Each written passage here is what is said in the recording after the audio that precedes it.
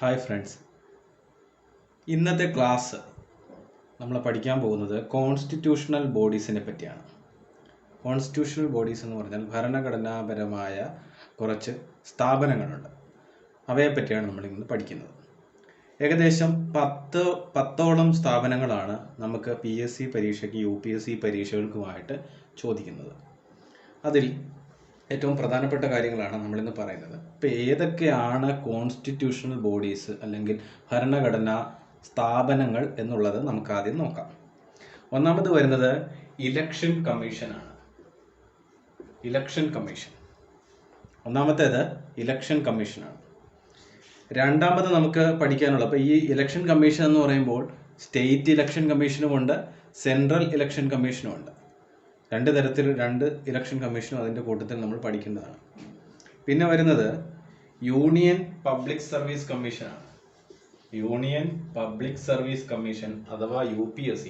അതിനോടൊപ്പം തന്നെ നമ്മുടെ സംസ്ഥാന PSC, അതായത് കേരളത്തിൻ്റെ ആകുമ്പോൾ KPSC, Kerala PSC, public service commission. ഇത് രണ്ടും പഠിക്കണം. അപ്പോൾ കോൺസ്റ്റിറ്റ്യൂഷണൽ ബോഡീസിൽ ഒന്നാമത്തെന്ന് പറയുന്നത് ഇലക്ഷൻ കമ്മീഷൻ. അത് സ്റ്റേറ്റിലും ഉണ്ട്, സെൻട്രലിലും ഉണ്ട്. രണ്ടാമത്തേതെന്ന് പറയുന്നത് UPSC അല്ലെങ്കിൽ KPSC. ഇനി മൂന്നാമത് നമ്മൾ പഠിക്കേണ്ടത് കൺട്രോളർ ആൻഡ് ഓഡിറ്റർ ജനറൽ ആണ്. Controller and auditor general. Controller അല്ല, കംട്രോളറാണ്. കംട്രോളർ ആൻഡ് ഓഡിറ്റർ ജനറൽ എന്ന വിഭാഗത്തെ പറ്റി നമുക്ക് പഠിക്കണം. നാലാമത് നമ്മൾ പഠിക്കുന്നത് ഫിനാൻസ് കമ്മീഷനാണ്. Finance commission. അഞ്ചാമത്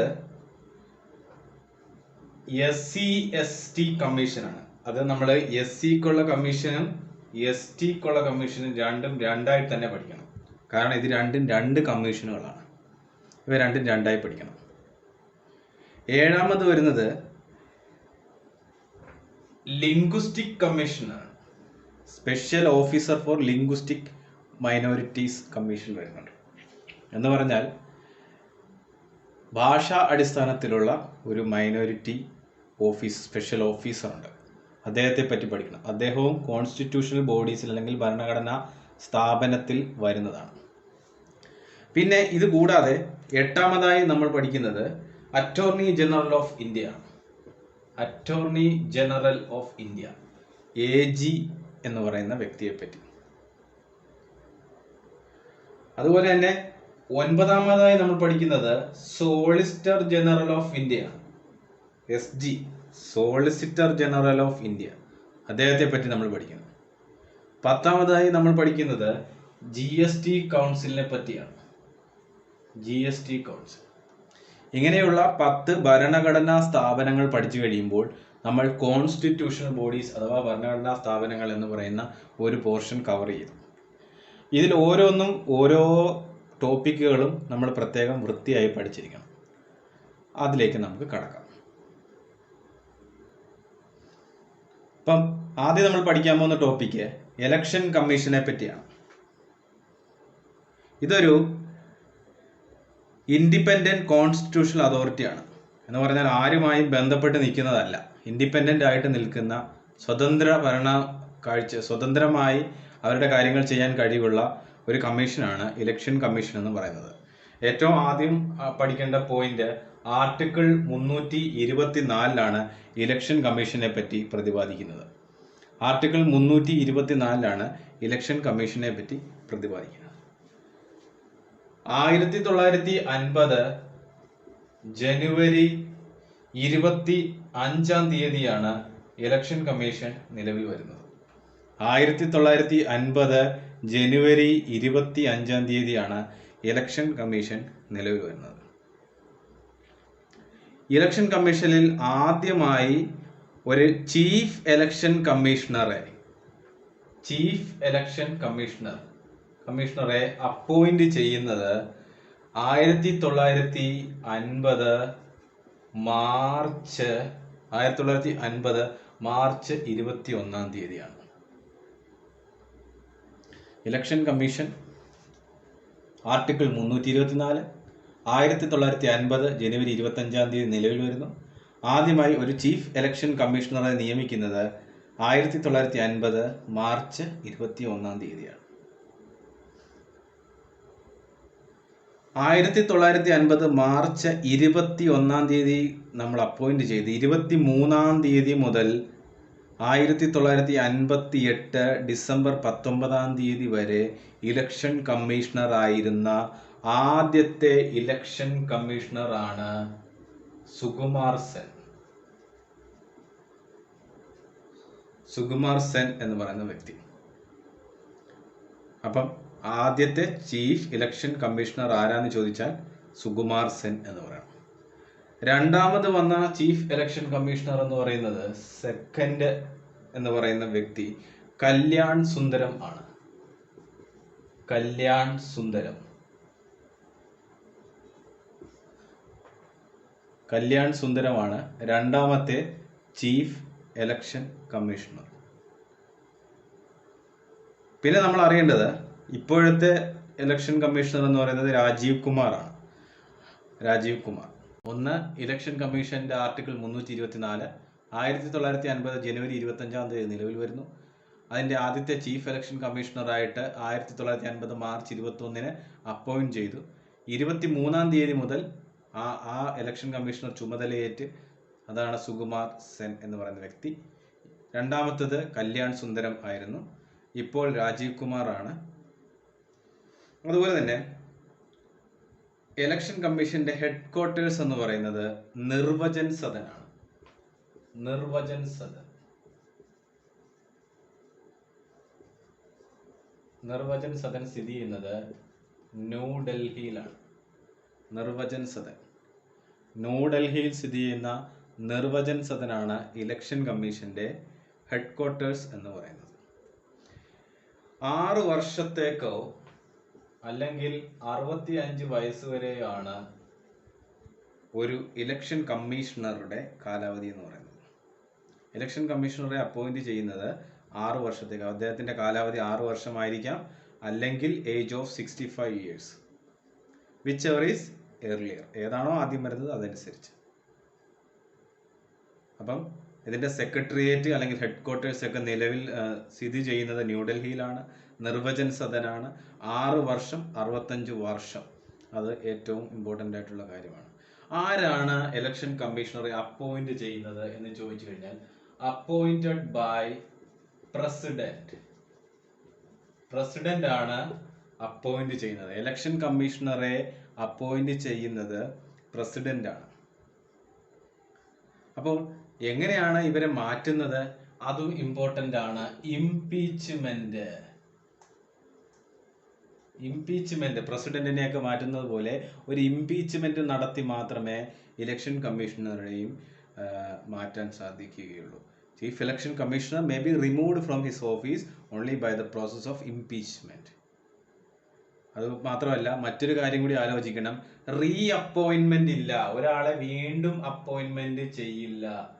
റീ അപ്പോയിന്റ്മെന്റ്.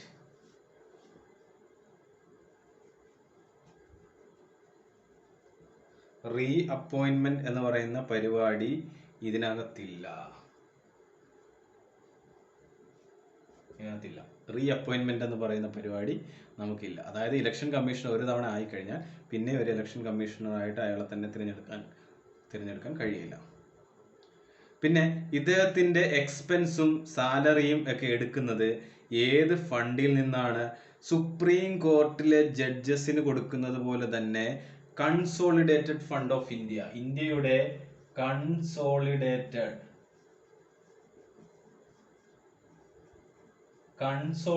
ഫണ്ടിൽ നിന്നാണ് ഇദ്ദേഹത്തിന് സാലറി കൊടുക്കുന്നത്. Consolidated fund. ഈ കൺസോളിഡേറ്റഡ് ഫണ്ട് എന്താണെന്നുള്ളതും വേറെ ഏതൊക്കെ തരത്തിലുള്ള ഫണ്ട്, എമർജൻസി ഫണ്ട് എന്നൊക്കെ പറഞ്ഞ് കുറച്ച് ഫണ്ട്സ് ഉണ്ട്.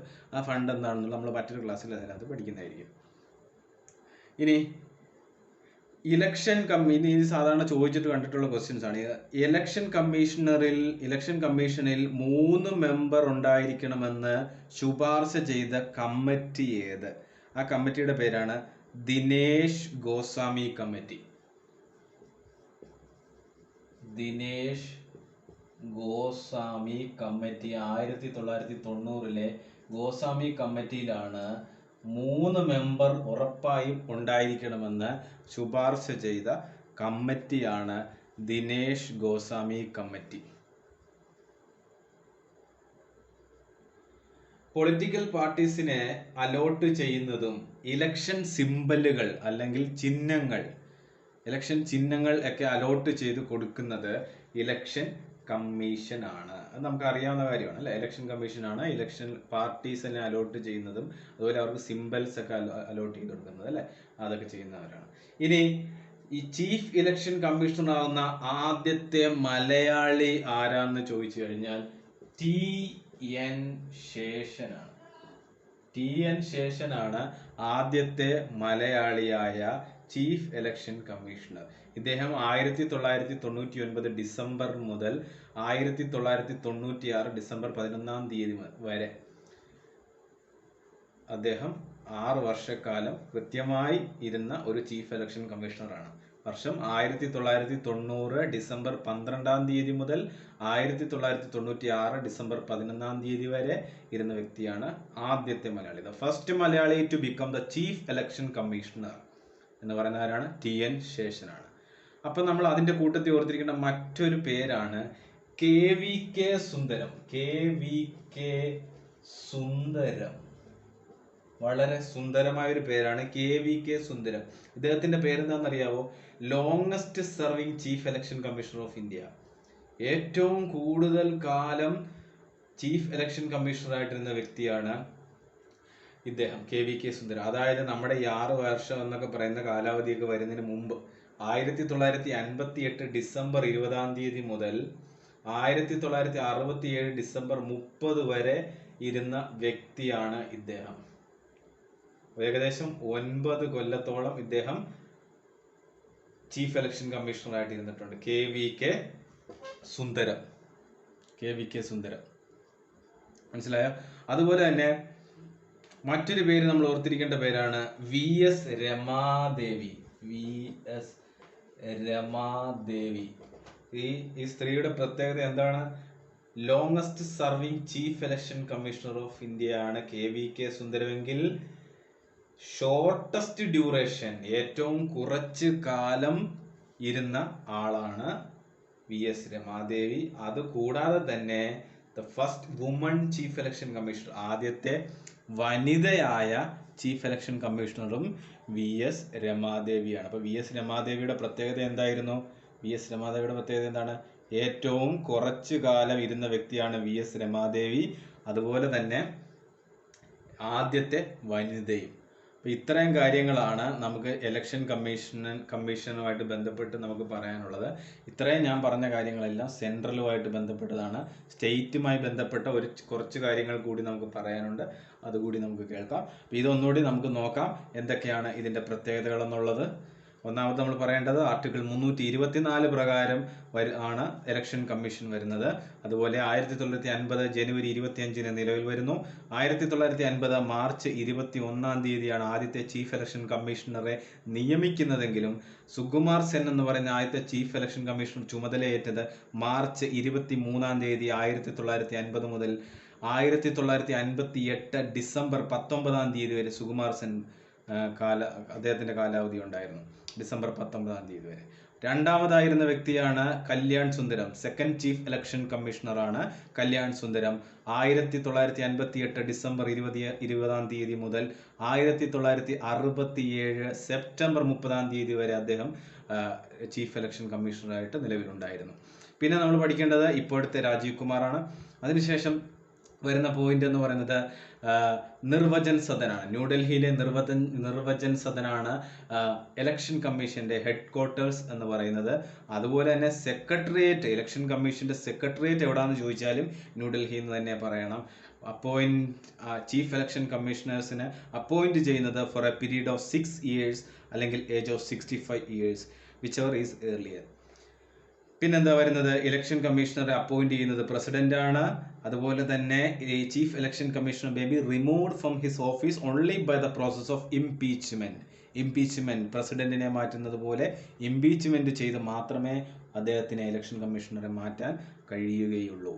അതുപോലെ നമ്മൾ മറ്റൊരു കാര്യം പറയേണ്ടത്, chief election commissioner can not be reappointed, ഒരിക്കലും റീ അപ്പോയിന്റ് ചെയ്യില്ല. പിന്നെന്താണ്, ഇദ്ദേഹത്തിന്റെ expenses and salary charged upon consolidated fund of India and equal to judges of supreme court. Supreme കോടതിയോട് തുല്യമായ രീതിയിൽ ഇദ്ദേഹത്തിനുള്ള സാലറിയും എക്സ്പെൻസും ഒക്കെ എടുക്കുന്നത് ഏത് ഫണ്ടിൽ നിന്നാണ്? കൺസോളിഡേറ്റഡ് ഫണ്ടിൽ നിന്നാണ്. കൺസോളിഡേറ്റഡ് ഫണ്ട് പോലെയുള്ള 2-3 ഫണ്ടുകളുണ്ട്. നമ്മൾ ഫണ്ടിന്റെ വേറെ ക്ലാസ്സിൽ അത് പഠിക്കുന്നതായിരിക്കും. പിന്നെന്താ, അതുപോലെ തന്നെ നമ്മൾ പഠിക്കേണ്ട മറ്റൊരു കാര്യം, ഏത് കമ്മീഷനാണ് പറയുന്നത് ഏകദേശം അല്ലെങ്കിൽ മസ്റ്റ് ബി 3 മെമ്പർ ബോഡി ആയിരിക്കണം. ഇലക്ഷൻ കമ്മീഷൻ എന്ന് പറയുന്നത് ഒരു 3 അംഗങ്ങളടങ്ങിയ ബോഡി ആയിരിക്കണമെന്ന് പറയുന്നത് 1990 ദിനേശ് ഗോസ്വാമി കമ്മിറ്റിയിലാണ് പറയുന്നത്. അതുപോലെ തന്നെ പൊളിറ്റിക്കൽ പാർട്ടീസിന്റെ അടയാളമായിട്ട് ശരിക്കും അവർക്കുള്ള ചിഹ്നങ്ങൾ അലോട്ട് ചെയ്ത് കൊടുക്കുന്നത് ഇലക്ഷൻ കമ്മീഷനാണ്. ഏറ്റവും കൂടുതൽ കാലം ഇലക്ഷൻ കമ്മീഷണറായിട്ടിരുന്നത് KVK സുന്ദരം ആണെങ്കിൽ ആദ്യത്തെ മലയാളി TN ശേഷനാണ്. അദ്ദേഹം 1990 മുതൽ 96 വരെ നിലവിലുണ്ടായിരുന്നു. ഏറ്റവും shortest as chief election commissioner and first woman chief election commissioner ആയിരുന്നു VS രമാദേവി. ആ സ്ത്രീ 1990 നവംബർ 25 മുതൽ 1990 ഡിസംബർ 12 വരെ ഉണ്ടായിരുന്നുള്ളൂ. നവംബർ ടു ഡിസംബർ, ഏകദേശം 1 മാസം കാലാവധി പോലും അവർ ഇരുന്നില്ല. ഏകദേശം 17-18 ദിവസം മാത്രമായിരുന്നു അവർ ചീഫ് ഇലക്ഷൻ കമ്മീഷണറായിട്ട് ഇരുന്നത്. ഇനി നമുക്ക് ഇതിന്റെ കൂട്ടത്തിൽ സ്റ്റേറ്റിന്റെ 2-3 പോയിന്റുകൾ കൂടിയുണ്ട്, അതും കൂടി പഠിക്കാം. സ്റ്റേറ്റ് ഇലക്ഷൻ കമ്മീഷൻ അല്ലെങ്കിൽ സംസ്ഥാന ഇലക്ഷൻ കമ്മീഷൻ എന്ന് പറയുന്നതിനകത്ത് നമ്മൾ പഠിക്കുമ്പോഴത്തേക്കും പ്രധാനപ്പെട്ട കുറച്ച് പോയിന്റ്സുകൾ നമ്മൾ ഓർത്തിരിക്കണം. അതിൽ ഒന്നാമത്തെന്ന് പറയുന്നത് 1993 ഡിസംബർ മാസം 3-ാം തീയതിയാണ് നമ്മുടെ സംസ്ഥാന ഇലക്ഷൻ കമ്മീഷൻ നിലവിൽ വരുന്നത്. 1993 ഡിസംബർ മാസം 3-ാം തീയതിയാണ് സംസ്ഥാന ഇലക്ഷൻ കമ്മീഷൻ നിലവിൽ വരുന്നത്. അതുപോലെ തന്നെ ആർട്ടിക്കിൾ 243 എന്ന് ഓർത്തോണം, കേരളത്തിന്റെ എന്ന് ഓർത്തോണം. 243 പ്രകാരമാണ് ഇന്ത്യൻ കോൺസ്റ്റിറ്റ്യൂഷനിലെ 243 പ്രകാരമാണ് സംസ്ഥാന ഇലക്ഷൻ കമ്മീഷൻ നിലവിൽ വരുന്നത്. അപ്പോയിന്റഡ് ബൈ ദി ഗവർണറാണ് അപ്പോയിന്റ് ചെയ്യുന്നത്, അത് ഓർമ്മ വേണം. മറ്റേ സെൻട്രലിലാവുമ്പോൾ അത് പ്രസിഡന്റ് ആണെങ്കിൽ ഇവിടെ ഗവർണർ ആയിരിക്കും അപ്പോയിന്റ്മെന്റ് ചെയ്യുന്നത്. പിന്നെ നമ്മൾ അറിയേണ്ടത് കേന്ദ്രത്തിലെ പോലെയല്ല, സംസ്ഥാനത്തിലെ 5 വർഷം കാലാവധിയാണ് സംസ്ഥാന ഇലക്ഷൻ കമ്മീഷണർക്കുള്ളത്. പക്ഷെ വയസ്സ് അതേപോലെ തന്നെ 65 വയസ്സ് വരെ നിൽക്കാം. പക്ഷെ എത്രയാണ്? 5 വർഷം അല്ലെങ്കിൽ ഏതാണോ ആദ്യം വരുന്നത്, വിച്ച് എവർ ഈസ് എയർലിയർ. പിന്നെ നമ്മൾ പഠിക്കേണ്ടത് first election commissioner of Kerala എന്ന് പറയുന്നത് MSK രാമസ്വാമിയാണ്.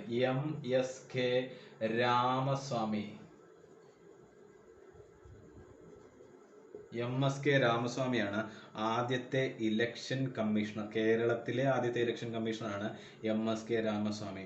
രണ്ടാമത് വരുന്നത് MS ജോസഫ് ആണ് രണ്ടാമത് വരുന്ന വ്യക്തി. MSK രാമസ്വാമി ആദ്യവും MS ജോസഫ് എന്ന് പറയുന്ന വ്യക്തി രണ്ടാമതും ഇലക്ഷൻ കമ്മീഷണറായി മാറുകയാണ് കേരളത്തിൽ. അതിനുശേഷം ഇപ്പൊ നമ്മളുടെ V